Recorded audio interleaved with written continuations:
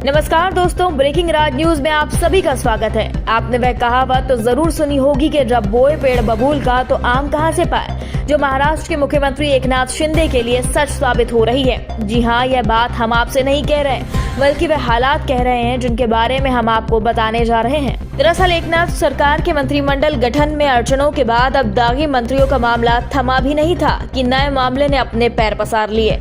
आज शिंदे फडणवीस गुट के विधायकों ने अपनी ही सरकार पर तीखे सवाल दागे। दोनों गुटों के विधायक कह रहे हैं कि उनके साथ धोखा किया गया है। उद्धव सरकार के खिलाफ जाने के पहले एकनाथ ने सभी से कहा था कि वह उन्हें उद्धव की तरह अनाथ नहीं करेंगे और मंत्री पद देंगे। 42 दिन बाद अपनी ही पार्टी, अपने ही विधायकों के इस खुलासे के बाद एकनाथ फडणवीस अपने विधायकों को साधने में लगे हुए हैं। कहा जा रहा है कि मानसून सत्र के बाद दूसरा मंत्रिमंडल विस्तार होगा, उसमें भी सभी को शामिल किया जाएगा। वहीं कुछ विधायकों से कहा गया है कि यदि वह रह जाते हैं तो अन्य जगह सेट कर दिया जाएगा, पर विधायक मानने को तैयार नहीं। विधायक से मंत्री बने मंत्रियों ने भी शिंदे और फडणवीस के खिलाफ मोर्चा खोल दिया है। अभी खबर आई है कि पिछले 2 दिन से मंत्रिमंडल के मंत्री विभाग बंटवारे को लेकर भी आक्रोशित दिखे। सूत्रों का तो यह तक कहना है कि बीजेपी से लेकर एकनाथ शिंदे के विधायक धौंस तक जमाने लगे हैं। दोनों का कहना है कि हमें आगामी चुनाव में जनता के बीच जाना है, हमें जनता के बीच अपना दबदबा बनाना है और काम करना है। दोस्तों, मंत्रिमंडल विस्तार तो कर लिया गया, लेकिन अब सबको संतुष्ट कैसे किया जाएगा? क्या इसीलिए जनता से टैक्स लिया जाता है कि रेवड़ी की तरह विभागों की बंदरबाट कर दी जाए? बता दें, महाराष्ट्र में सीएम, डिप्टी सीएम सहित आज महाराष्ट्र मंत्रिमंडल में कुल मंत्रियों की संख्या 20 है।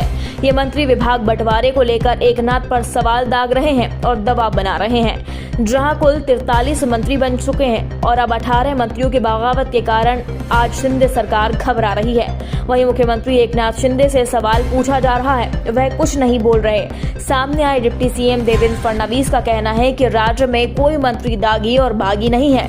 मंत्रियों के विभाग बंटवारे को लेकर कोई विवाद नहीं हुआ है। मंत्रियों को जल्दी विभागों का उनकी काबिलियत के हिसाब से बंटवारा कर दिया जाएगा। साथ ही जल्द ही नए मंत्रिमंडल का भी विस्तार होगा, जिससे सभी विधायकों को मंत्री पद दिया जाए और वर्षा से प्रभावित लोगों को मदद समय पर मिलेगी।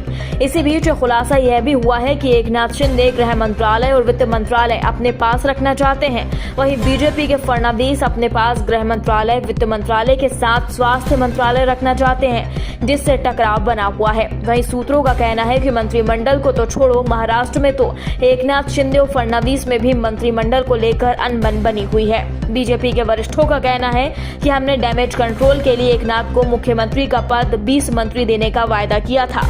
बीजेपी के वरिष्ठों का कहना है कि हमने डैमेज कंट्रोल के लिए एकनाथ को मुख्यमंत्री का पद और 20 मंत्री देने का वायदा किया है। गृह मंत्रालय, वित्त मंत्रालय, स्वास्थ्य के साथ परिवहन और कृषि मंत्रालय बीजेपी अपने पास रखेगी।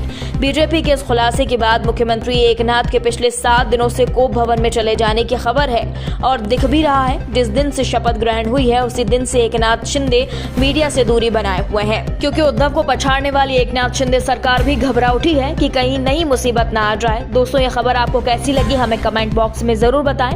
महाराष्ट्र की शिंदे भाजपा गठबंधन में चल रही अनबन पर क्या नया मोड़ आता है, यह हम आपको अगले बुलेटिन में जरूर बताएंगे। तब तक के लिए नमस्कार, जय हिंद।